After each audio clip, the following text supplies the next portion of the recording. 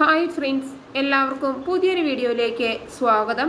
Jasmine മൊബൈലിലെ വയസ്സാകുമ്പോഴുള്ള ജാസ്മിൻ്റെ രൂപം എങ്ങനെയായിരിക്കുമെന്ന് mobile app വഴി നോക്കിയിരിക്കുകയാണ് കേട്ടോ. എന്നിട്ട് പറയും, വയസ്സ് രൂപത്തിലാണെങ്കിലും എന്നെ കാണാൻ കൊള്ളാം, നല്ല ഭംഗിയാണ് എന്ന് പറഞ്ഞിട്ട് മൊബൈലിൽ ആ രൂപം നോക്കി ചിരിച്ചുകൊണ്ടിരിക്കുകയാണ്. അത് കണ്ടുകൊണ്ട് വരുമ്പോൾ സുശീല ചോദിക്കും, നീ എന്താടി ഒറ്റയ്ക്ക് ഇരുന്ന് ചിരിക്കുന്നത്? അപ്പോൾ ജാസ്മിൻ മൊബൈലിലെ ജാസ്മിൻ്റെ പ്രായമായ രൂപം സുശീലയ്ക്ക് കാണിച്ചു കൊടുക്കുകയാണ് കേട്ടോ. അത് കാണുമ്പോൾ സുശീല ചോദിക്കും, ഇത് നീയല്ലേ? നീ എത്ര പെട്ടെന്ന് പ്രായമായി പോയോ? അപ്പോൾ ജാസ്മിൻ ചോദിക്കും, എങ്ങനെയുണ്ട് ആൻറ്റി, കൊള്ളാമോ? അപ്പോൾ സുശീല പറയും, കൊള്ളാം, എങ്കിൽ ഞാൻ ആൻറ്റിയെ ഇതുപോലെ കിളിവാക്കി തരട്ടെ.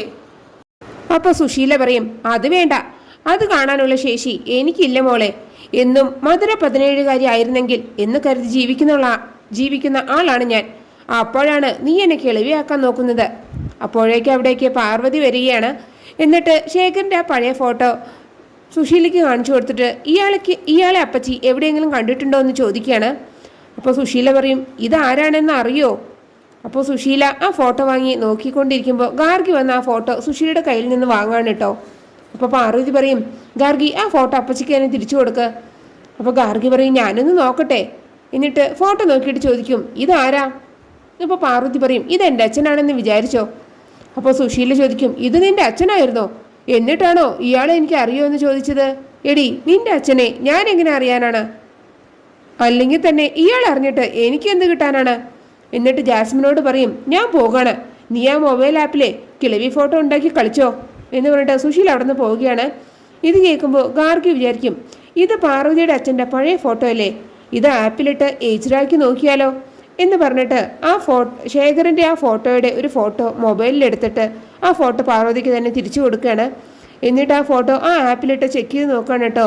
അത് കാണുമ്പോൾ അത് മുത്തശ്ശനാണെന്ന് ഗാർഗിക്ക് മനസ്സിലാവുകയാണ്. എന്നിട്ട് പാർവതിയോട് പറയും, എനിക്കിപ്പോൾ ഒരു വലിയ സത്യം മനസ്സിലായി പാർവതി, ഞാനത് എല്ലാവരോടും പറയാൻ പോവുകയാണ് എന്ന് പറഞ്ഞിട്ട് ഗാർഗി അവിടെ നിന്ന് പോവുകയാണ്. അതേസമയം പ്രഭാവതി ആ ഇൻഷുറൻസുകാരൻ വന്ന് പറഞ്ഞ കാര്യങ്ങളും സംഭവങ്ങളെല്ലാം ഓർത്ത് നടക്കുകയാണ് കേട്ടോ. എന്നിട്ട് പ്രതാപനോട് പറയും, വീട്ടിലെ ഇൻഷുറൻസുകാരൻ വന്ന് പോയതിനു ശേഷം അതിൽമേൽ ആർക്കും ഒരു സംശയമോ അഭിപ്രായമോ വന്നിട്ടില്ലല്ലോ, എന്തു പറ്റി? അപ്പോൾ പ്രതാപൻ പറയും, ആർക്കും ഒരു സംശയമില്ല ചേച്ചി. അതുമാത്രമല്ല, വിശാൽ ആ പേപ്പർ വലിച്ചു കയറി കളഞ്ഞതോടെ എല്ലാവരും സൈലൻ്റായി. ശേഖർ എന്ന ചേച്ചിയുടെ ആദ്യ ഭർത്താവ്, അയാളോടുള്ള വിശാലിൻ്റെ ദേഷ്യം ഇതുവരെ തീർന്നിട്ടില്ല. അത് നമുക്കിപ്പോൾ പ്രയോജനമായിട്ടുണ്ട്. അത് ശരിയാണ്, അല്ലെങ്കിലേ ഈ വീട്ടിലുള്ളവർ അതിനെക്കുറിച്ച് ചോദിച്ച് നമുക്കിപ്പോൾ വലിയ തലവേദന ഉണ്ടാക്കിയേനെ. അപ്പോഴേക്കും സുശീല അവിടേക്ക് വരികയാണ്. എന്നിട്ട് പ്രഭാവതിയോട് പറയും, ആ പാർവതിയും ഗാർഗിയും കൂടെ മനുഷ്യൻ്റെ സ്വസ്ഥത നശിപ്പിക്കും പ്രഭേച്ചി. അപ്പോൾ പ്രതാപൻ ചോദിക്കും, അവരിപ്പോൾ എന്താ ചെയ്തത്? അപ്പോൾ സുശീല പറയും, ആ ഗാർഗി ആവശ്യമില്ലാത്ത ഒരു ആപ്പ് ഡൗൺലോഡ് ചെയ്ത് വെച്ചിട്ട് അതിൽ നമ്മളെയൊക്കെ എക്സ്പെരിമെൻറ്റ് ചെയ്തുകൊണ്ടിരിക്കുകയാണ്. അപ്പോൾ പ്രതാപൻ പറയും, അവളുടെ കാര്യം പറയാതിരിക്കുന്നത് നല്ലത്. അവൾ എപ്പോഴും മൊബൈലും കൈ പിടിച്ച് ഏതെങ്കിലും സോഷ്യൽ മീഡിയയിലാണ് ഉള്ളത്. പറഞ്ഞിട്ട് കാര്യമില്ല, വിനയ് ഇവിടെ ഇല്ലല്ലോ ഇപ്പോൾ. അപ്പോൾ സുശീല പറയും, അവളുടെ കൂടെ ആ പാർവതിയും കൂടെ ചേർന്നിട്ടുണ്ട്, ഭയങ്കര സീനാണ് നടന്നുകൊണ്ടിരിക്കുന്നത് അവിടെ. അപ്പോൾ പ്രഭാവതി ചോദിക്കും, ഫോൺ ആപ്പിൽ പാർവതി ഇൻവോൾവ് ആണെന്നോ? അങ്ങനെ ആവാൻ വഴിയില്ലല്ലോ. അപ്പോൾ പ്രതാപൻ പറയും, പട്ടിക്കാട്ടിൽ നിന്ന് വന്ന അവൾക്ക് ഫോൺ എങ്ങനെയാണ് ഉപയോഗിക്കേണ്ടതെന്ന് പോലും അറിയില്ല. അപ്പോൾ പ്രഭാവതി ചോദിക്കും, അവർ ഏത് ആപ്പാണ് ഡൗൺലോഡ് ചെയ്തത്? അതുകൊണ്ട് അവരെന്താ ചെയ്യുന്നത്? അപ്പോൾ സുശീല പറയും, അതൊരു ഏജ് ഫേസ്ഡ് ആപ്പാണ്.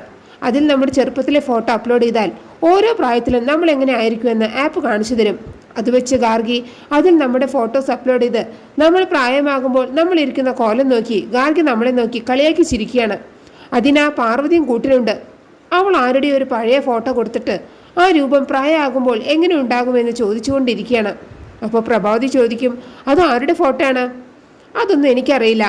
അപ്പോൾ പ്രതാപൻ ചോദിക്കും, അതൊരു ആണിൻ്റെ ഫോട്ടോയാണോ പെണ്ണിൻ്റെ ഫോട്ടോയാണോ? അപ്പോൾ സുശീല പറയും, ആ പിള്ളേർ കാണിക്കുന്ന കോപ്രായങ്ങൾക്ക് കൂടെ തുള്ളലല്ല എൻ്റെ ജോലി. അപ്പോൾ പ്രതാപൻ ചോദിക്കും, എന്നാൽ ആ ഫോട്ടോയുടെ സൈസ് ഒന്ന് പറയാമോ?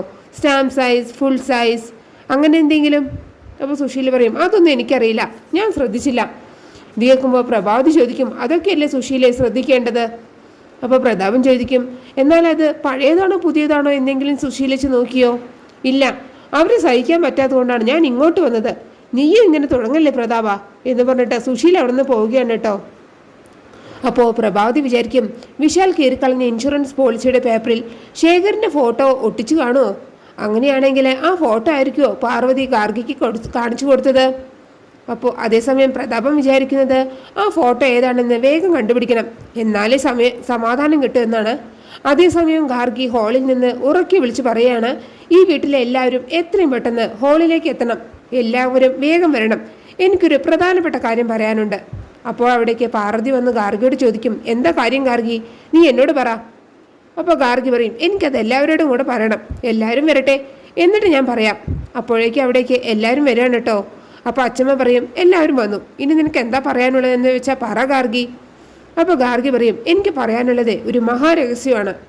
അപ്പോൾ ജാസ്മിൻ പറയും, എന്ത് രഹസ്യമാണെങ്കിലേ നീ ഒന്ന് പെട്ടെന്ന് വേറെ, കുറേ നേരമായിട്ട് ഞങ്ങളിവിടെ വെയിറ്റ് ചെയ്യുന്നു. അപ്പോൾ ഗാർഗി പറയും, എന്നാൽ ഞാനത് പറയാൻ പോവുകയാണ്, ആ വലിയ സസ്പെൻസ് പൊട്ടിക്കാൻ പോവുകയാണ്. എന്നിട്ട് ഗാർഗി ശേഖരൻ്റെ അടുത്ത് നിന്നിട്ട് പറയും, ഈ നിൽക്കുന്ന മുത്തശ്ശൻ മറ്റാരുമല്ല, ഇത് നമ്മുടെ പാർവതിയുടെ അച്ഛനാണ്. ഇത് കേട്ട് എല്ലാവരും ഒന്ന് ഞെട്ടാണ് കേട്ടോ. അപ്പോൾ ഗാർഗി പറയും, എല്ലാ രഹസ്യങ്ങളും ഇവിടെ പൊളിഞ്ഞു. അപ്പോൾ പ്രഭാവതി ഗാർഗിയോട് ചോദിക്കും, പാർവതി ഗാർഗി പറഞ്ഞത് ശരിയാണോ? അപ്പോൾ ഗാർഗി പറയും, അച്ഛനും മോളും ഇനി ഒന്നും പറയണ്ട, എല്ലാം ഞാൻ പറയാം. എന്നിട്ട് പറയും, പാർവതി അവളുടെ അച്ഛൻ്റെ ചെറുപ്പകാലത്തെ ഒരു ഫോട്ടോ എന്നെ കാണിച്ചിരുന്നു, അത് സുശീലാൻ്റെയും കണ്ടതാണ്. ആ ഫോട്ടോ ഞാനൊരു മൊബൈൽ ആപ്പിൽ കയറ്റി ചേഞ്ച് വരുത്തിയപ്പോഴാണ് എനിക്ക് മനസ്സിലായത് ഇദ്ദേഹം പാർവതിയുടെ അച്ഛനാണെന്ന്. അപ്പോൾ ശേഖരൻ പറയും, എന്ത് വിഡ്ഢിത്തരമാണ് കുട്ടി ഈ വിളിച്ചു പറയുന്നത്, പാർവതി എൻ്റെ മകളല്ല, എനിക്കിങ്ങനെ ഒരു മകളില്ല. അപ്പോൾ ഗാർഗി പാർവതിയോട് ചോദിക്കും, ആ പഴയ ഫോട്ടോ കാണിച്ചിട്ട് ഇതെൻ്റെ അച്ഛൻ്റെ ഫോട്ടോ ആണെന്ന് കരുതിക്കൊള്ളാൻ നീ എന്തിനാ എന്നോട് പറഞ്ഞത്? അപ്പോൾ പാർവതി പറയും, അച്ഛനെ പോലെ എന്നല്ലേ ഞാൻ പറഞ്ഞത്, അല്ലാതെ അച്ഛനാണെന്ന് ഞാൻ പറഞ്ഞോ ഗാർഗി? അപ്പോൾ അച്ഛമ്മ ഗാർഗിയോട് പറയും, ശേഖരനും പാർവതിയും നീ പറഞ്ഞത് അംഗീകരിക്കുന്നില്ല, നീ പറഞ്ഞത് വെറും പൊട്ടത്തരമാണ്, വെറുതെ അനാവശ്യങ്ങൾ പറയാൻ നിൽക്കരുത്. നീ പാർവതിയുടെ അച്ഛൻ ശങ്കര ശാസ്ത്രികളുടെ മകനാണ്, അയാൾ എന്നെ നാടുവിട്ടു പോയി, അതിനുശേഷം അയാളെ ഇപ്പോൾ ആരും കണ്ടിട്ടില്ല. ശേഖരനെ പാർവതി ഇങ്ങോട്ട് കൂട്ടിക്കൊണ്ടുവന്നു എന്ന് കരുതി ശേഖരൻ പാർവതിയുടെ അച്ഛനാകുമോ? വെറുതെ ഇല്ലാത്ത ബന്ധങ്ങൾ ഉണ്ടാക്കി പറയരുത്, നീ എല്ലാം സൂക്ഷിച്ച് പറയണം ഗാർഗി. ഇത് കേൾക്കുമ്പോൾ പ്രഭാവതി പറയും, അമ്മ പറഞ്ഞത് ശരിയാണ്, ഗാർഗി കാണിച്ചത് വലിയ മര്യാദകേടായിപ്പോയി. അപ്പോൾ ജാസ്മിൻ ചോദിക്കും, ഇതായിരുന്നു നിന്റെ മഹാരഹസ്യം ഗാർഗി, സംഗതി ചീറ്റിപ്പോയല്ലോ. അപ്പോൾ പ്രഭാവതി പാർവതിയോട് ചോദിക്കും, ഇവൾ പറഞ്ഞ ആ ഫോട്ടോ എവിടെ പാർവതി? അപ്പോൾ പാർവതി കുറച്ച് ആലോചിച്ചിട്ട് പറയും, അത് ഞാൻ കീറിക്കളഞ്ഞു. എന്ത് കീറിക്കളഞ്ഞോ? അതേ അമ്മേ, ഞാനത് കീറിക്കളഞ്ഞു. അപ്പോൾ അച്ഛമ്മ പറയും, എന്നാൽ എല്ലാവരും അവരവരുടെ പണി നോക്കി പോകാൻ നോക്ക്. അപ്പോൾ എല്ലാവരും അവിടെ നിന്ന് പോവുകയാണ് കേട്ടോ. ജാസ്മിനും സുശീലയൊക്കെ ഗാർഗിയെ നോക്കി കളിയാക്കി ചിരിച്ചിട്ടാണ് പോകുന്നത്. അപ്പോൾ പാർവതി ആ ഫോട്ടോ കയ്യിൽ പിടിച്ചിട്ട് നോക്കുകയാണ് കേട്ടോ. എന്നിട്ട് ശേഖരനെ കുറിച്ച് ആലോചിക്കുകയാണ്. മുത്തശ്ശനാണ് ആ ശേഖരൻ എന്ന് പാർവതിക്ക് മനസ്സിലായി എന്നാണ് തോന്നുന്നത്. അങ്ങനെയാണ് ഈ എപ്പിസോഡ് അവസാനിക്കുന്നത്. നിങ്ങൾക്ക് എൻ്റെ ഈ റിവ്യൂ ഇഷ്ടമായാൽ മറക്കാതെ എല്ലാവരും ലൈക്കും സബ്സ്ക്രൈബും തന്ന് എന്നെ ഒന്ന് സപ്പോർട്ട് ചെയ്യണേ പ്ലീസ്.